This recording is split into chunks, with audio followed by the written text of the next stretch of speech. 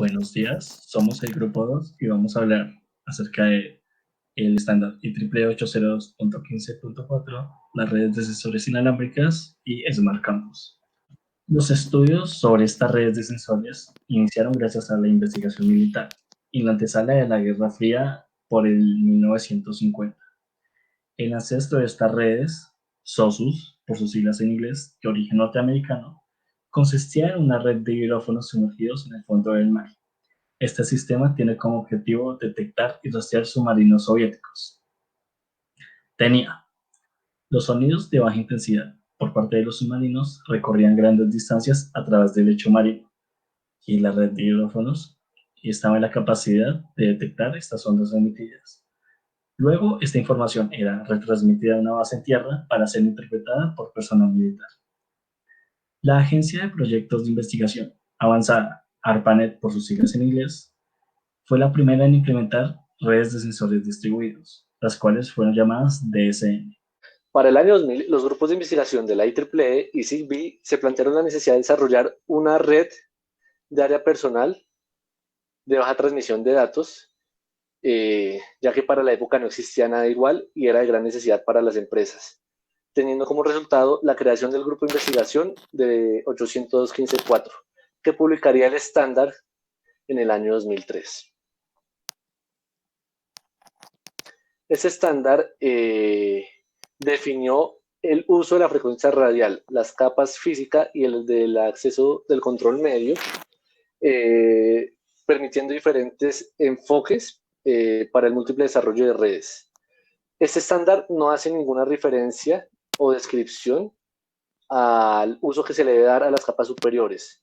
La encargada de esto es la ZigBee Alliance, ya que como un acuerdo entre la IEEE y la ZigBee Alliance, se decidió que la IEEE fuera quien desarrollara el estándar para las capas física y del acceso al control medio, MAC, y la ZigBee Alliance se encargaría de todas las capas superiores.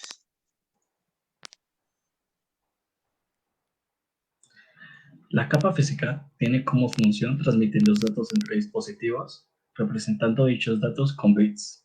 Esta capa se caracteriza por brindar detección de energía en la recepción. El estándar IEEE 802.15.4 se caracteriza por operar dentro de una banda de frecuencia entre 868 MHz y 2,4 GHz, clasificándose en tres frecuencias, cada una con su respectiva forma de modulación. El estándar IEEE 802.15.4 utiliza tres bandas de frecuencias ISM establecidas por la Unión Internacional de Comunicaciones.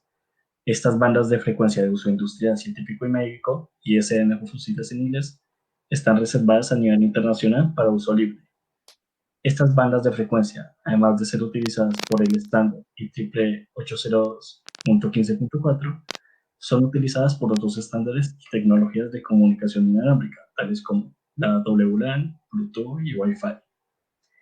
De las bandas mencionadas, la más utilizada es la banda de 2,4 GHz, debido a que permite conectar hasta 65.536 dispositivos a la red con unas trazas de transmisión que llegan hasta los 250 kilobytes por segundo, en unas distancias que rondan entre los 10 y los 300 metros. También cabe resaltar que la cantidad de dispositivos en una WSN está dada por 2 a la número de canales, siendo 65.536, 2 a la 16. Bueno, eh, respecto a la subcapa Mac, vamos a presentar los modos de operación en los que em, funciona. Entonces les vamos a presentar el primero, que se trata del Beacon Enabled, o más conocido como baliza habilitada. Y en la siguiente diapositiva les presentaremos el que se llama Beaconless, que consiste o más conocido como sin baliza. Entonces, empezando por el primero, el de baliza habilitada, este consiste en dividir los grupos de datos en ciertas categorías, asignando a cada uno un tiempo determinado o un intervalo específico para que estos puedan acceder al canal de comunicación em, que contiene la red sensorial. Entonces, una vez se realiza el proceso de división de estos grupos, cada uno con su tiempo respectivo. Este modo de operación baliza habilitada le otorga un periodo activo o un intervalo en donde ese grupo específico de datos o de información va a estar habilitado para poder entrar y hacer uso del canal de comunicación. El siguiente modo de operación, como les había mencionado, de esta subcapa MAC, eh, es la beaconless, o más conocida como sin baliza. Entonces, ¿en qué consiste esta? En este modo de operación no se implementan las divisiones de tiempo o las divisiones de grupos sin asignar ningún intervalo de tiempo o de periodo activo para entrar al canal de comunicación. Entonces, simplemente se van a encolar todos los datos o toda la información que quiere entrar, que quiere transmitir, o todos estos procesos que quieren hacer uso de este canal de comunicación, se van a encolar dentro de este periodo activo, y allí van a tener de todas maneras este algoritmo de planificación, pero esta vez este algoritmo de planificación va a ser conocido como el CSMA, sea el mismo con prohibición de colisión, pero esta vez es sin lotes. Esa es la gran diferencia. Y que no hay división de tiempo, ni el algoritmo, ni este modo de operación asigna tiempos en donde estos grupos, estos procesos o datos tengan acceso al medio.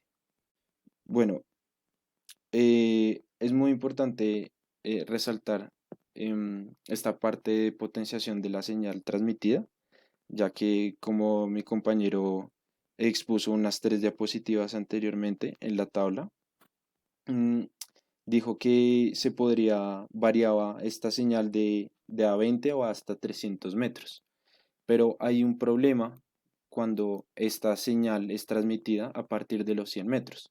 Cuando, cuando esta señal de estas redes sensoriales pasan o superan los 100 metros, eh, se debe, em, se debe aplicar la potenciación de la señal transmitida. Esto es debido al fenómeno que se llama aumento exponencial con respecto a la distancia. Entonces, esto nos está generando una relación directamente proporcional, ya que entre más larga sea la distancia en que se encuentren dos dispositivos que quieran comunicarse o quieran compartir datos, necesiten viajar datos por el canal de comunicación y este se encuentre a más de 100 metros, se va a necesitar potenciar esta señal que se va a transmitir. ¿Esto por qué se da exactamente? Porque cuando más se alejan los dispositivos o entre más la distancia sea entre ellos, más el dispositivo tendrá que hacer un esfuerzo. Se consumirá mucha más energía, se consumirá mucha más batería, consumirá mucho más recursos estos dispositivos, y es por esto que se necesita una ayuda o un impulso para que estos funcionen correctamente sin ningún problema. Las tramas del formato IEEE 802.15.4. Entonces, en la capa MAC, esta se conoce como MAC Protocol Data Unit, o como su acrónimo lo dice, MPDU, y esta se divide en 3 secciones, las cuales son el encabezado, los datos y el pie de página. Pues, el encabezado se compone de 3 campos. El primero es el control. Es el control que indica el tipo de trama en que se está transmitiendo para identificar y especificar su contenido. El segundo es el número de la secuencia. Y el tercero es el campo de direcciones, que contiene el tamaño de las direcciones, tanto de origen como de destino. Este tamaño puede variar entre 4 y 20 bits, 20 bytes. Por otro lado, el campo de datos es conocido como payload y tiene un tamaño variable, aunque su tamaño máximo es de 127 bytes. Y por último, el pie de página hace el chequeo de la secuencia y su tamaño es de 2 bytes. Este MPU o Mac Protocol Data Unit es encapsulado en el campo de datos del Fee Service Data Unit, o como su acrónimo lo dice, PSDU, y para que ésta pueda ser transmitida en una trama de la capa física.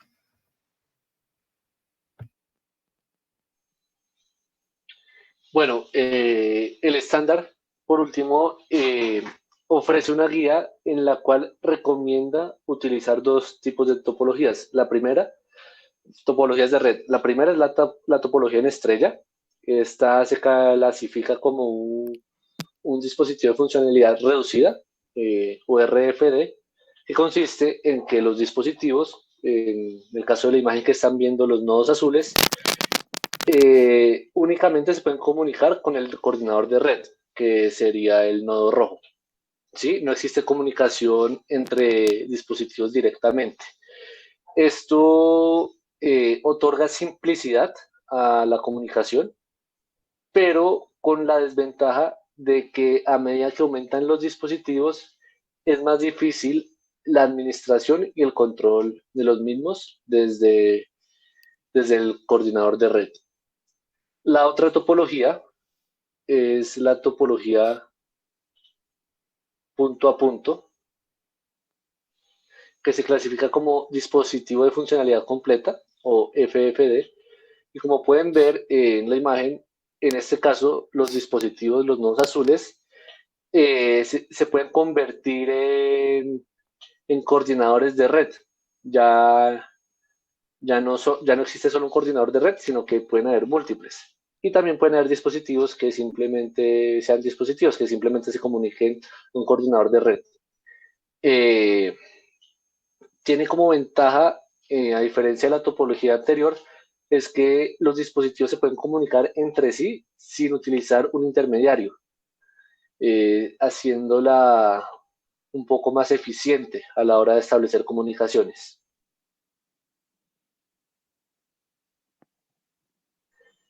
Y por último, en cuanto al protocolo IEEE, existen, pues acá hay 5 ejemplos o 5 protocolos que utilizan en el protocolo IEEE 802.15.4. El primero es el Zigbee, que ya lo mencionamos previamente. Este lanzó su primer protocolo en el año 2004, tomando como base la capa física y la capa del control de acceso al medio del 802.15.4. Utiliza una red en malla, es de fácil integración y comparándolo con el Bluetooth, su consumo eléctrico es mucho menor. El siguiente es el ISA 100.11a, que utiliza la comunicación sin hilos y se enfoca especialmente en aplicaciones de vigilancia, alarma, supervisión, entre otros. El Wireless HART es un método de transferencia de tecnologías de radio. El MIWI es un protocolo de la empresa Microchip Technologies que no requiere la compra de licencias, es gratuito siempre y cuando se utilice con hardware de la misma empresa. Es muy similar, es similar al Zigbee, más no es compatible. Y por último, el 6 Low WPAN.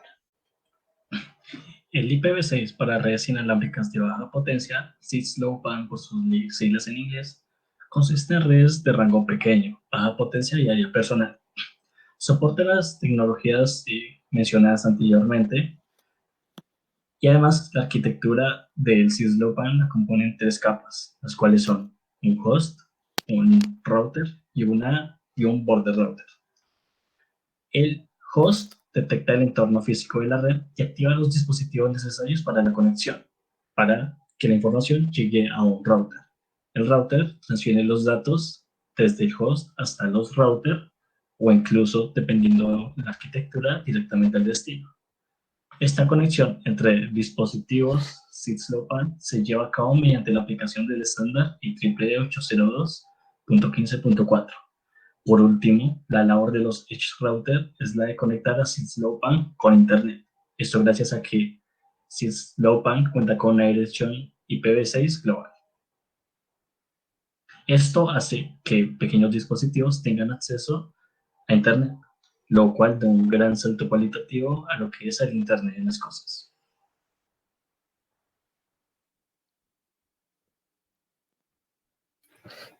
Antes de definir las WSNs, Wire Sensor Network, o en español redes de sensores inalámbricas, cabe destacar que el desarrollo del estándar IEEE 802.15.4 desencadena una serie de actualizaciones en las redes de sensores inalámbricas, mejorando así su rendimiento y funcionamiento.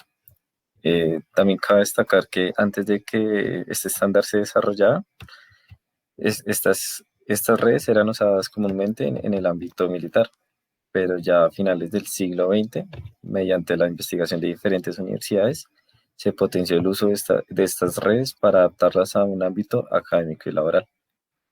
Entonces, ya ahora sí definiendo una red, una Wireless Sensor Network, pues son redes inalámbricas que consisten en la comunicación de múltiples sensores distribuidos en un espacio determinado. Estos sensores tienen como características que son dispositivos totalmente autónomos e independientes, cuya función es detectar, procesar y transmitir datos hacia otros dispositivos que se encuentran dentro de un rango predeterminado. Estos están compuestos por varios elementos de hardware, los cuales son un procesador embebido, que estos tienen como función planificar las tareas y controlar los procesos y funcionalidades de los otros componentes. En este caso, los embebidos más usados son los microcontroladores, debido a su bajo costo y desempeño. También están conformados por un transceptor. Estos están a cargo de la comunicación de un dispositivo con los demás dispositivos que se encuentran utilizando la red mediante las frecuencias de radio, láser e infrarrojo como medios de transmisión. También está compuesto por una memoria que tiene como objetivo almacenar los datos recibidos para así poder evitar una pérdida en la red. Las memorias flash en chip son las que se hacen cargo de esta funcionalidad. Pues como ya sabrán, también esto contiene una fuente de energía, ya que pues debido a la detección, por la detección de comunicación y procesamientos de datos, pues esto va consumiendo energía, entonces se necesita una fuente que lo alimente. Y por último también está compuesto de sensores, que se encargan de recibir y producir señales de respuesta debido a los cambios de entorno. Estos cambios pues, pueden ser de temperatura, de presión, humedad, entre otros. Y estas reciben señales análogas y las convierten en señales digitalizadas para enviarlas al procesador embebido y pues que éste haga su trabajo. Bueno, con respecto al sistema operativo que estos nodos o dispositivos o estos procesadores deberían tener, em, deberían ser unos más sencillos que los tradicionales. Entonces, por eso es que estos más conocidos como Tiny Operating System surgieron para poder poner en funcionalidad o en buena práctica este tipo de redes de sensores inalámbricas. Entonces, uno de varias características que estos tienen y que componen a este pequeño sistema operativo en los cuales está implementado en estos procesadores embebidos, tiene las siguientes características.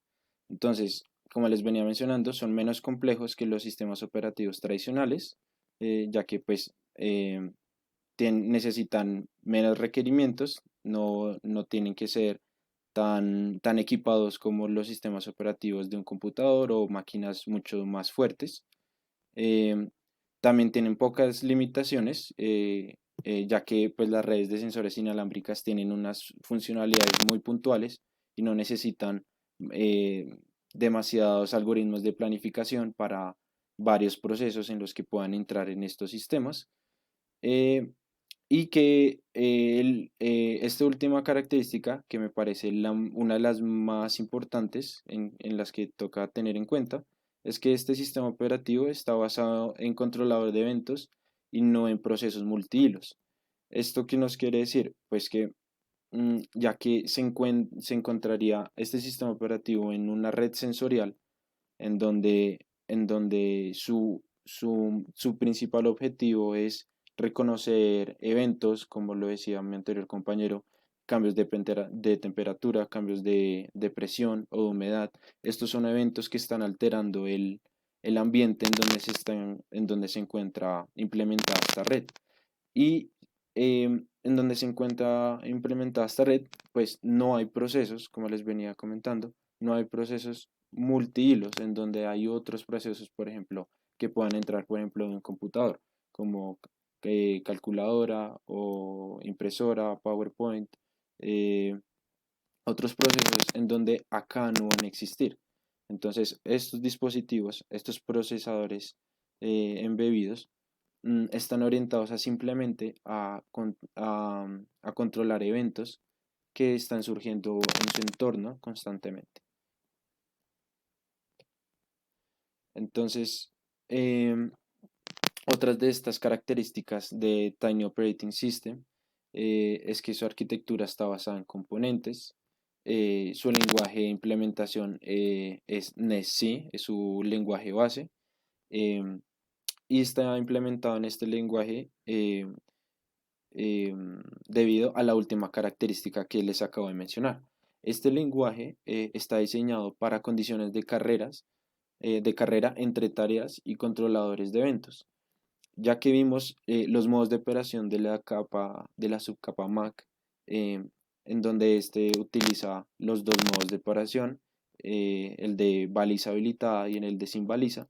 Pudimos ver que estos datos o esta información que va llegando a esa cola de procesos tiene dos modos de entrar. Uno es que los dividan y le asignan un intervalo de tiempo para que entren a la región crítica y así no generen conflicto entre ellos, no generen colisión.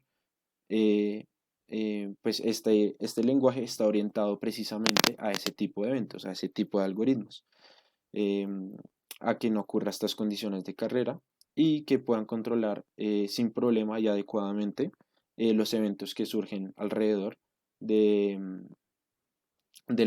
la organización que se encuentra implementada, la WSN. Otra característica bastante importante es que sus librerías brindan eh, muchas funcionalidades de manejo de protocolos de red, ya que pues en este se necesita bastante comunicación entre dispositivos, ya que su función de la WSN es adquirir datos y la transmisión de datos adecuadamente. Entonces estos necesitan un protocolo para establecer cómo se van a comunicar entre ellos y cómo se van a compartir esta información entre estos nodos o dispositivos que se encuentran dentro de la red sensorial. También brindan funcionalidades a servicios distribuidos, a controladores de sensores, por ejemplo, a cambios de temperatura, presión o humedad, y adquisición de datos. Sobre todo adquisición de datos es muy importante, ya que estas redes operan bajo estos datos que se están almacenando, que están leyendo constantemente debido a los cambios del sistema, del entorno.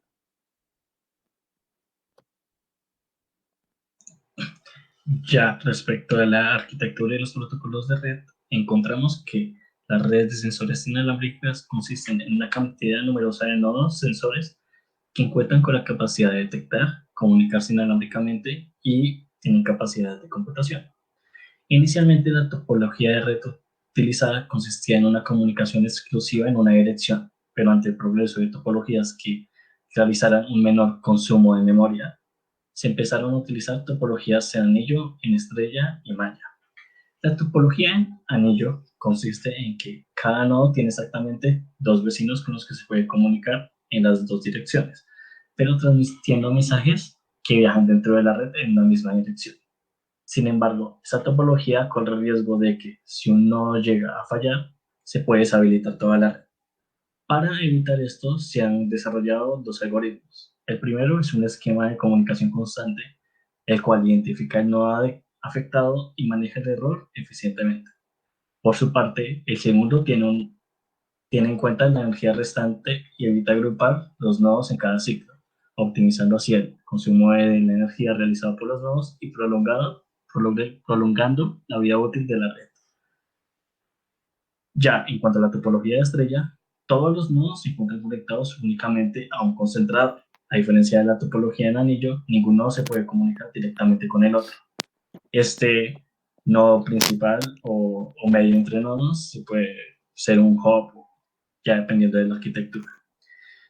Ya respecto a la topología en malla, todos los nodos se encuentran interconectados y existen múltiples caminos para transmitir los mensajes entre dos nodos. Esta red se propuso una solución de múltiples trayectos para enrutar la red, con características como baja transmisión de datos, consumo eficiente de energía y además confiable.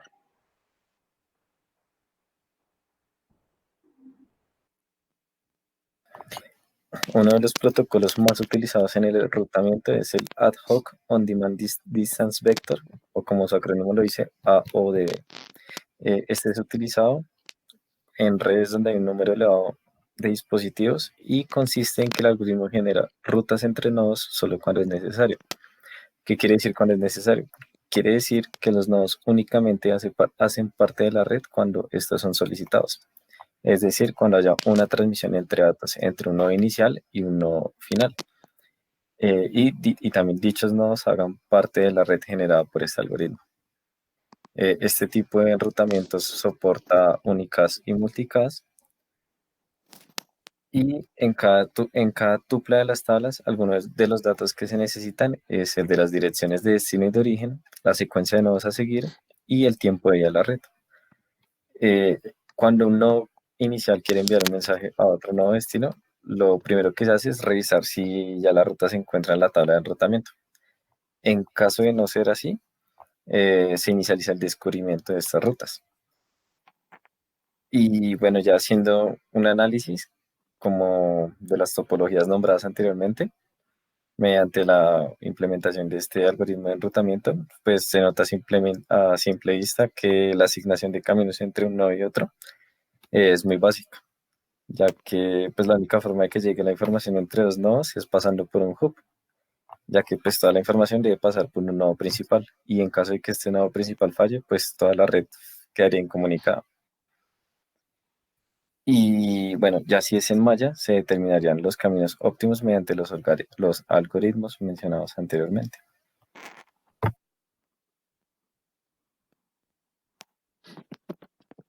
Vale. Entonces, hablando un poco de la comercialización, hay, se dividen dos industrias. La primera son los fabricantes de dispositivos de hardware que componen las redes sensoriales, como todos los sensores, todos los procesos embebidos, todo eh, todo el sistema de cableado o otros componentes. Em, También están las empresas que se dedican especialmente a la implementación de estas redes sensoriales. Entonces, algunos de estos fabricantes muy conocidos, bastante famosos, sería Sensayo, Inkbird, National Instruments y Eckelmann. Estos están orientados más como a la fabricación de estos materiales de silicio donde componen los elementos del hardware de las WSN. Y las empresas más conocidas o de las que encontramos más reconocidas que implementan estas redes sensoriales está Tecnoimport, está TS Group, ScalarTech y por último Intel Espacios.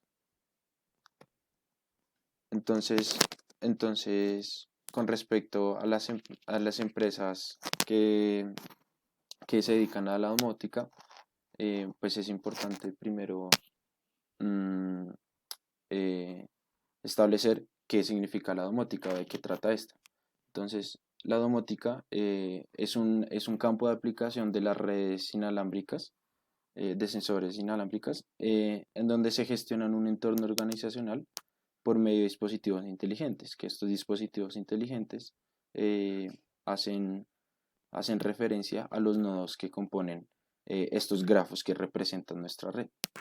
Em, Además de ser una aplicación, se encarga de monitorear adecuadamente el entorno donde está implementado esta red sensorial.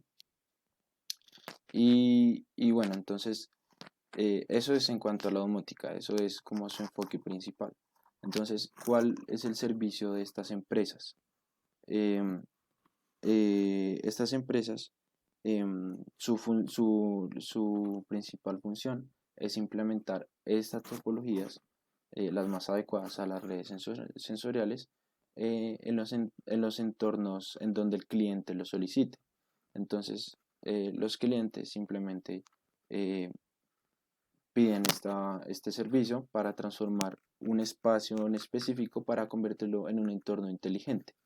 Al convertirlo en inteligente, estas empresas que implementan estas redes sensoriales y que se dedican a la domótica, no solamente están encargadas de implementarlo, sino que también están encargadas de gestionar muy bien su mantenimiento. Dentro de eso está la palabra monitoreado, ya que es muy importante no solamente la implementación, sino el monitoreo de cómo está funcionando adecuadamente eh, estas redes sensoriales y toda esta topología.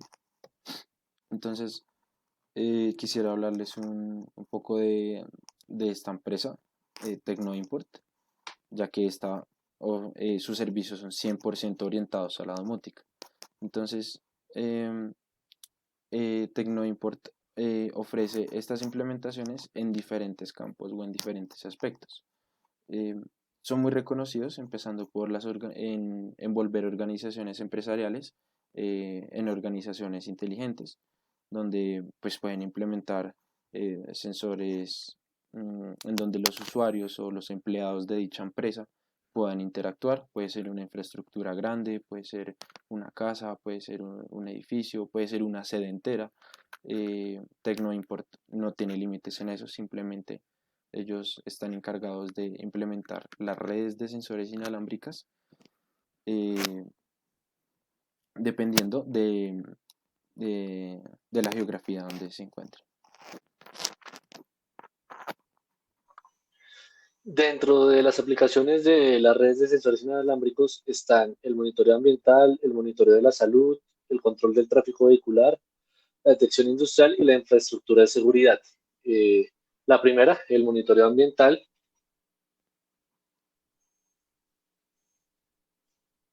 La siguiente.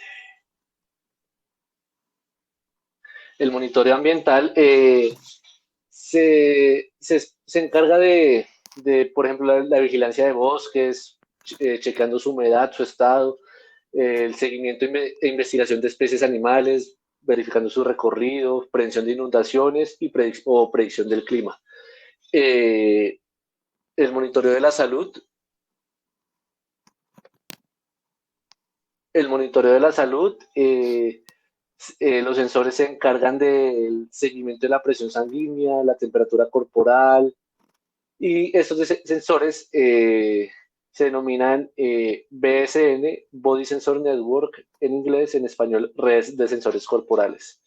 La siguiente aplicación, el control del tráfico, se ubican sensores ya tanto en semáforos como cerca de ellos terrestres que permiten detectar la cantidad de vehículos o si hay una gran cantidad de vehículos en esa vía. La otra aplicación es la detección industrial, que permite conocer la vida útil de una maquinaria, monitoreando la corrosión de la misma.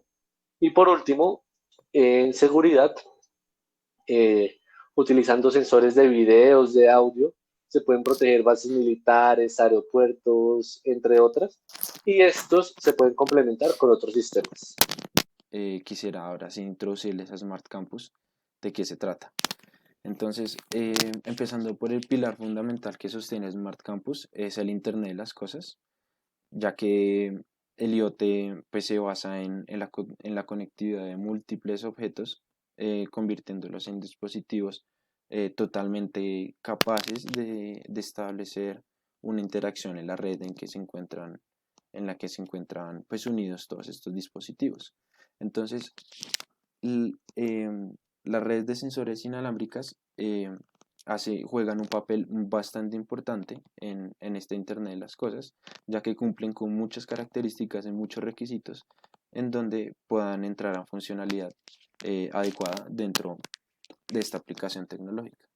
Entonces, estas redes de sensores, ¿cuáles son los dos factores que nos van a brindar? primero nos van a brindar escalabilidad, ya que en estas redes de sensores nos vamos a enfrentar a un gran flujo de datos debido a que va a soportar múltiples usuarios conectados al mismo tiempo y en tiempo real. Y todos estos usuarios van a estar conectados y compartiendo eh, datos, y estos dispositivos pues van a estar en constante monitoreo y en constante gestión de todos estos cambios y toda esta interacción con estos usuarios. Entonces, todas las características de las redes sensores inalámbricas nos brindan un buen desempeño y un buen rendimiento en este tipo de escenarios en donde los usuarios pueden gestionar pueden generar un gran flujo de datos. Eh, el segundo factor es la confiabilidad. Entonces, como se transita bastante información y bastante constante e íntegra la información, o sea, tienen que ir pues eh, adecuadamente, que llegue no incompleta, sino que no se pierda esa integridad, pues las características de la WSN también nos brindan esta confiabilidad. Entonces, en confiabilidad es donde va de la mano con la diapositiva anterior. Eh, como les venía mencionando, estos dispositivos en donde tienen una larga vida útil de batería gracias a su fuente de energía, entonces eh, no va a estar vulnerable a pérdida de datos o pérdida de la integración de los datos, en donde no se deberían perder y deberían permanecer ahí almacenados correctamente para el uso de futuras decisiones. Em, Algunos de los campos de aplicación pues, más comunes eh, y también pues, bastante importantes es en el campo médico, por ejemplo, clínicas eh, inteligentes en donde se está gestionando el entorno, por ejemplo, de la sala de espera o de las salas de cirugía, donde son entornos de, de un monitoreo bastante importante y de gestión adecuada. En la agricultura también se encuentra bastante aplicaciones de redes sensoriales. Em, y por último, el monitoreo, detección y minería de datos. Entonces, ¿qué es lo que caracteriza o cuál es como la columna vertebral del Smart Campus? Entonces sería la red cognitiva. Primero planteando los ambientes heterogéneos, pues vamos a entender mucho mejor esto.